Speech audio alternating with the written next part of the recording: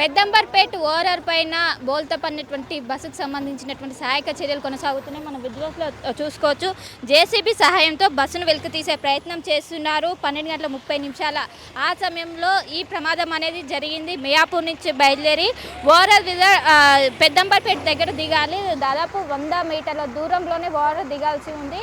కానీ ఒకవైపు driver over speed రావడంతో అదుపు తప్పి డివైడర్ని ఢీకొని అనంతరం మొత్తం కూడా ఒక జంగిల్లాగా ఉంది. అక్కడ పడడంతో ఎలాంటి ప్రాణాపాయం తప్పిందని చెప్పుకోవచ్చు. ఒకవేళ మెయిన్ రోడ్డు కనుక ఉంటే ప్రమాద తీవ్రత అనేది ఎక్కువగా ఉంటుంది. ఎందుకంటే రోడ్డు పైన వెహికల్స్ అనేది నిత్యం వెళ్తూనే ఉంటే దాంతో తీవ్రత అనేది పెరిగే అవకాశం. పక్కన కొంచెం రెండింటి మధ్యలో అటు ఓఆర్ఆర్ పైన కావచ్చు, కింద ఉన్నటువంటి సర్వీస్ రోడ్ మధ్యలో కొంచెం గ్యాప్ ఉండడంతో తీవ్రత అనేది తగ్గిందని చెప్పుకోవచ్చు.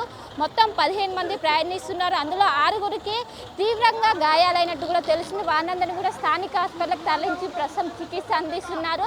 ఇప్పటికే 2 జేసీబీలు చేరుకున్నాయి. 2 జేసీబీలు చేరుకొని మొత్తం సహాయక చర్యలు కొనసాగుతున్నాయి.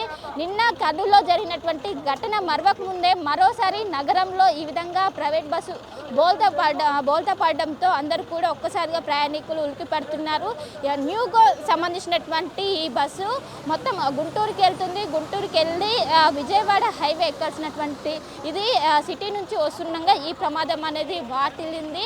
మొత్తం 15 మంది ప్రయాణికులు ఉన్నారు ఒక డ్రైవర్తో పాటు. ఇది ఎలక్ట్రిక్ బస్సు కావడంతో ఎలాంటి మంటలు కూడా వ్యాపించలేదు. ఒకవేళ అటు ఏదైతే పెట్రోల్ కావచ్చు, డీజిల్ వెహికల్ ఉంటే ఖచ్చితంగా మంటలు అనేవి వ్యాపించి ఏదైతే ర్యాపిడ్ ఫోర్స్తో మంటలు అనేవి వ్యాపించి తీవ్రత అనేది మొత్తం మీద వెంటనే ఇక్కడ దగ్గరలో ఉన్నటువంటి హాస్పిటల్కి తరలించారు. ఓఆర్ఆర్ దగ్గర ఉన్నటువంటి హాస్పిటల్కి తరలించారు.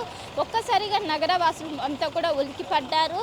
ప్రస్తుతం అయితే సహాయక చర్యలు కొనసాగుతున్నాయి. ఒకవైపు వర్షం అంతరాయం ఏర్పడంతో ఇటు సహాయక చర్యలకి తీవ్ర అంతరాయం ఏర్పడిందనే చెప్పుకోవచ్చు. ఒక్కసారిగా పైన ఉన్నటువంటి ఏదైతే రింగ్ రోడ్ ఉంటుందో దాని నుంచి ఒక్కసారిగా అదుపు తప్పి కింది పడిపోయింది. దీంతో మొత్తం ప్రయాణికులందరూ కూడా పెద్ద ఎత్తున సౌండ్ చేశారు. వెంటనే ఇక్కడ ఉన్నటువంటి ఎవరైతే టోల్ సిబ్బంది కావచ్చు వీరందరూ కూడా అప్రమత్తమయ్యారు. అందరినీ కూడా హాస్పిటల్కి తరలించారు. విజువల్స్లో కూడా చూసుకోవచ్చు.